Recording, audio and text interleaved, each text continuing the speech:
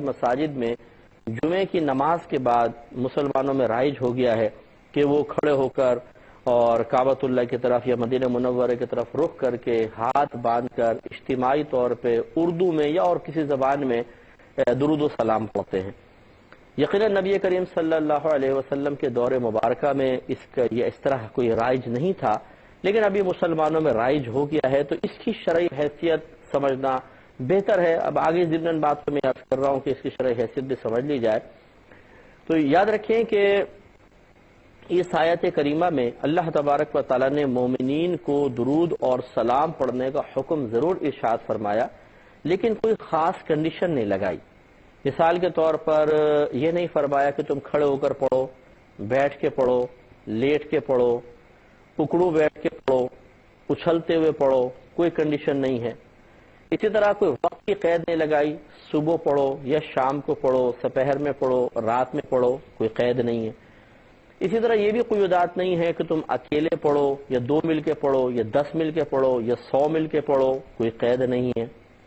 اسی طریقے سے یہ بھی قید نہیں ہے کہ تم گھر میں پڑھو، مسجد میں پڑھو، کعبۃ اللہ کے پاس پڑھو، کہیں چوک میں کھڑے ہو کر پڑھو، کوئی قید نہیں ہے۔ جب قرآن کا کوئی ایسا حکم ہو کہ جس میں اس طرح کی کوئی قید، کوئی پابندی، کوئی کنڈیشن نہ لگائی ہوئی ہو، اسے کہتے ہیں مطلق حکم۔ مطلق مانے جو قید مقید نہ ہو، آزاد حکم، اس میں کوئی کنڈیشن نہیں ہوتی، اس کو کہتے ہیں مطلق۔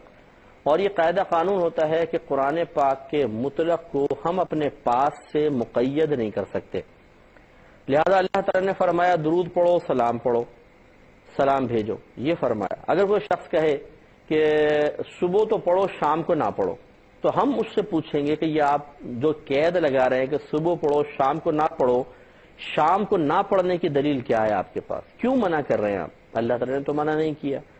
تو یہ یاد رکھیں جو قرآن پاک کا مطلق ہوتا ہے وہ مطلق ہی رہتا ہے، ہم اپنے پاس سے اس کو مقید نہیں کر سکتے۔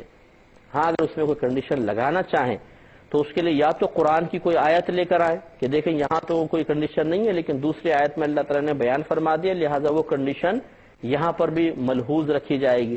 تو لہٰذا اگر کوئی کہتا ہے کہ درود اور سلام پڑھنے کی اجازت تو ہے، لیکن وہ یہ دعویٰ کرتا ہے کہ صبح نہیں پڑھو شام کو پڑھو، یا شام کو نہیں پڑھو صبح پڑھو، تو ہم یہ کہیں گے کہ صبح نہ پڑھنے یا شام کو نہ پڑھنے پر آپ کے پاس کیا دلیل ہے؟ کوئی قرآن کی آیت پیش کرے۔ اگر وہ یہ پیش کرنے میں ناکام رہتا ہے تو صرف اس کی ذاتی رائے سے کسی شے کو ناجائز قرار نہیں دیا جائے گا اور ہم کہیں گے آپ غلط کر رہے ہیں۔ لہذا معلوم یہ ہوا کہ جب یہ مطلق حکم ہے تو اب اگر کوئی جمعے کی نماز سے پہلے پڑھے یا بعد میں، کھڑے ہو کر پڑھے یا بیٹھ کر، اردو میں پڑھے یا عربک میں، انفرادی طور پہ پڑھے یا اجتماعی طور پر، عادتاً پڑھے یا کبھی کبھار پڑھے، یہ ہر طرح کی کنڈیشن ہر طرح کی صورت اس آیت کے حکم کے تحت آئے گی، لہذا اس میں شرعی لحاظ سے کوئی حرج نہیں ہے۔ اللہ تعالیٰ کا حکم بالکل واضح ہے، اس پہ ہمیں عمل کرنا چاہیے۔ اللہ تعالیٰ عمل